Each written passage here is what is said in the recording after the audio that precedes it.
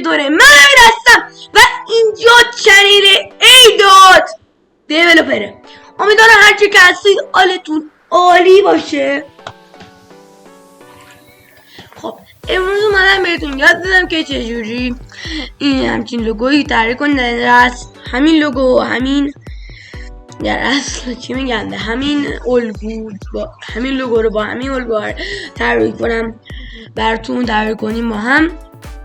و خیلی یعنی خودم یه بار طراحی کردم و خوب بود، لوگوی قشنگی شد. خب توی سایت ادوبی رو دیدم، لینک این صفحه هم توی سایت ادوبی رو براتون میذارم توی دیسکریپشن. اگه میبینید بعضی وقتا یادم میره بذارم، خب من نمیدونم کدوم ویدیو رو دارم آپلود میکنم که اینو براتون بذارم. خب من توی ایلوستریتور فول اسکرین میکنم بدون 12x720 درست میکنم که من اینو داشتم درست میکردم، فقط یه مشکل پیدا کرد دیگه نتونستم، ولی میدونم که میشه. خیلی ساده که نمیشه گفت، یکم سختی های خودش داره توی ایلوستریتور و که چیزی که میدونن دیگه اکثرا توی ایلوستریتور نمیون مثل فتوشاپ شیپ ها رو همینجور بکشن. توی ایلوستریتور همینجور که این کنار میبینید یه جدوله که توش دایره داره، مربع رو حالا با ابزار شیپ بیلدر کلا اینجوریه. خب برای این کار با ابزار لاین اگه نمیدونم چیه، با ابزار لاین تول رو بشویم، لاین تول و ویو بر توی ویو،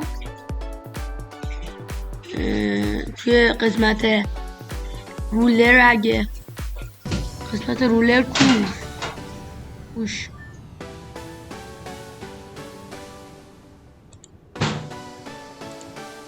خب این از این. خب حالا میایم توی به عنوان مثال یعنی از 100 من شروع میکنم. ببینید اینجا خودشون گفتند که 4 این بر 4x این بر اینجا هم 5x. حالا x چیه؟ یه دونه لچه این مربع. خب حالا باید چیکار کنیم؟ من مثلا 100 پیکسل هر یه دونه این x ها رو حساب میکنم. خب این چقدر خوب اوکیه با همه ابزار لاین. اینجا 100 از همین جا حالا بالا میکشیم تا دیگه چند تا باید بیایم پایین. شیفت هم میگیرم که صاف باشه. 400 تا 400 تا فکر کنم عدد مناسبی باشه. خب اینا میام توی پراپرتی استروکشو بهش یه دونه میدم دیده بشه، یه دونه که کمه ندارم، دو تا بدیم قشنگ‌تر باشه، دی راحت‌تر به قولی باشه دیگه. خب این از حالا یه دونه از این کپی میگیریم،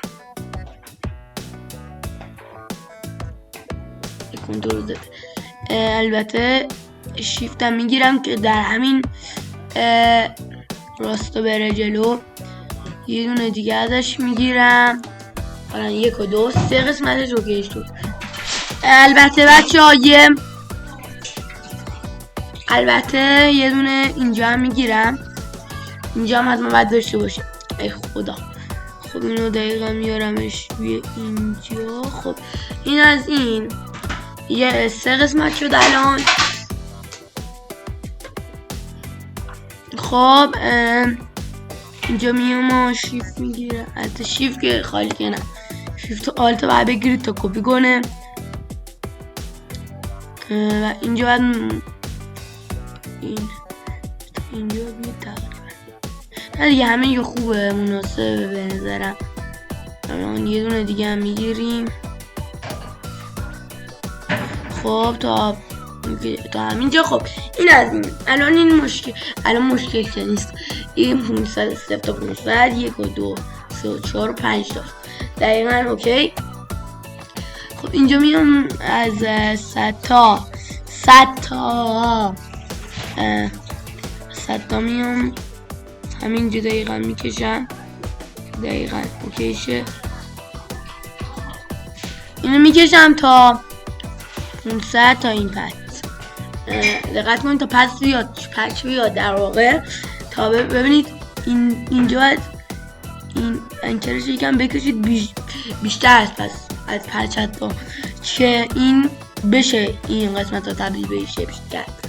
یه دونه ازش بالا کپی میگیرم این صورت، یه دونه ازش دیگه تا پایین کپی میگیرم. کارچو دقت کنید که با دقت انجام بدین این کارا. اوشت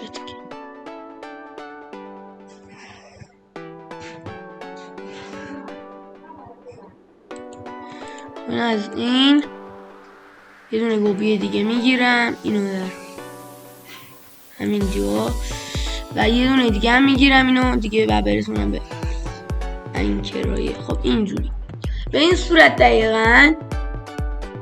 خب الان این مشکل که نیست. الان این جدول رو داریم، بریم توی سراغ چیزایی که بعد توش طراحی کنیم. به عنوان مثال این بخش و این دو تا دایره. خب این دو تا دایره که جوابش خیلی ساده است، ولی اون بخش حالا بدون میگم قرار چه جور طراحی کنیم. خب این وسط رو انتخاب میکنم به جور که این به این صورت.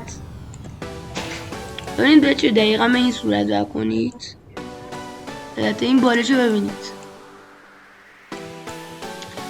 این بالشو دقت کنید که این باید تا این از این پچ به بیشتر نره، چون حالا الان هیچ مشکلی پیش نمیاد، ولی در ادامه که ما اومدیم یه کارهای دیگه کردیم، خواستیم باشه بیلدر اینا رو یکی کنیم، مشکل پیش میاد. اینو حواستون باشه به این صورتش کنید. خب این از این. الان یه دایره رو داریم، یه دونه دایره دیگه باید داشته باشیم. اینو کپی میکنیم. خب این از این. خب به این صورت. حالا با ابزار این ابزار دوباره میایم از این اینجا که نقطه ماست این دیگه. خب اینا تو 65 درجه باشه. 65 درجه واقعا سخته، ولی خب حالا ما دیگه تونستیم تقریبا اینا اینجوری. خب همینجا این 65 درصد باشه. حالا دستی اگه نتونستید این نقطه بزنید، بعد سایزشو بگید، بعدم دیگه به قولی روتیشنش رو میذارید 65. ببینید که الان اینجا 65 و به قول این کارمون تموم شد. حالا بریم با ابزار شیپ بیلدر اینو تبدیل کنیم. ابتدا سلکتش میکنیم، میریم با توی ابزار شیپ بیلدر به عنوان مثال. خب اول این تیه اینجا رو درست کنیم. این فکر کنم تیه دیگه به احتمال زیاد. حالا این مربع قراره نمیدونم تیه یا نه که آره دیگه فکر کنم تیه، من مطمئن نیستم، شبیه تی میزنه باشه. بله خب اینجا رو میام به استفاده از اینجا راستی اگه میخواید بازم آموزش ایلوستریتور بذارم توی کامنت من بگید حتما که براتون بذارم. خب اینجا رو این کلا یه دایره میکنم.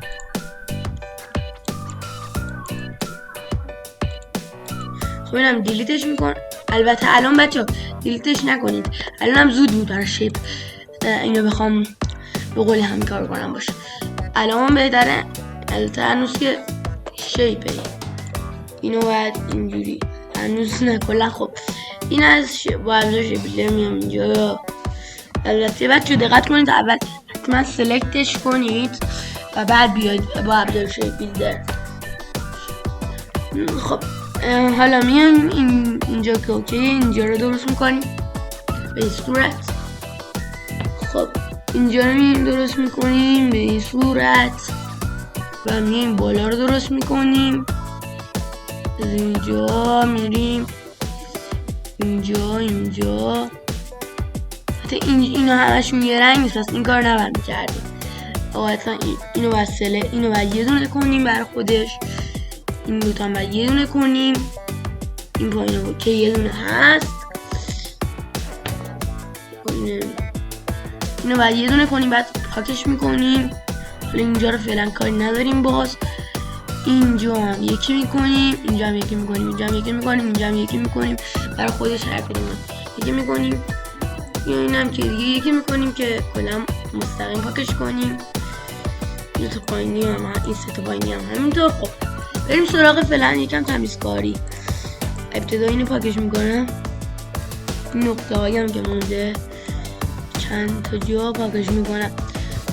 البته این دیگه اومده دیگه نمیشه کارش کرد، این رو باید پاکش کرد. و شما میتونید یه کار کنید که این نقطه نباشه اصلا، که نخواهیدم پاکش کنید که همون موقع. خب این الان اینو بخوام من پاکش کنم اوکی، ولی این الان بخوام پاکش کنم کل اینه میشه که ما کل اینا میخوایم اتفاقا پاکش نکنیم. البته الان کنترل بگیرم که این با قول اینجور بشه. این قسمت رو میخوایم پاکش کنیم، قسمت که کارش نداریم. خب این از این تا اینجا اوکی. خب رنگ رو حالا بعد اوکی میکنیم. اینو باید بمونه، اینجا باید پاک بشه. این در دیگه اینجا شیپی نیست جای جمع. این پچ دیگه میشه اونور، این پچ هم میشه اونور. خب اینو باید بمونه، این هم باید بمونه، این هم بمونه. این یکی هم باید پاکش کنیم، این یکی هم باید پاکش کنیم. و الان این پایینی مشکلی که پیش اومده اینجوریه. اینجوری ببخشید دقیق نبودم، حالا زیاد که مشکلی پیش نمیاد چون این اصلا استروک قرار نیست داشته باشه. حالا نمیدونم چی بشه. خب این از اینو از اینم اینم پاک میکنیم. کلا این بایلایی رو همشو پاک میکنیم. بله خب بهشون چون نیازی نداریم، یعنی جویی هم نمیگیرم باشن بهشون نیاز نداریم در کل. این از اینجا هم که این یکمی مشکل داره حالا دیگه نمیشه باشه. الان این درست شد دقیقا، فقط باید رنگش کنیم.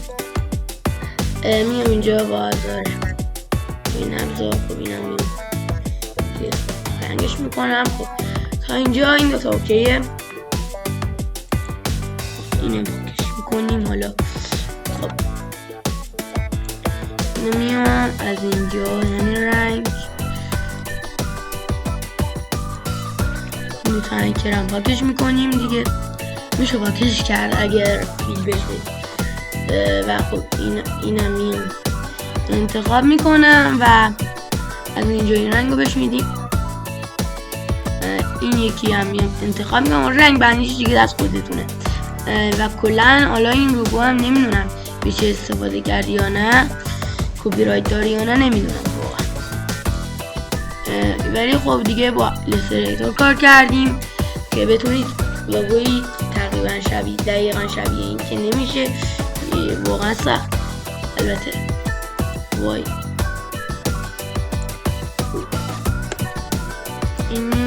الان اینو باید پاکش کنیم و اینم باید درست کنیم جاشا. خب اینو باید بچسبونیم به اینو باید بدیمش بالاتر.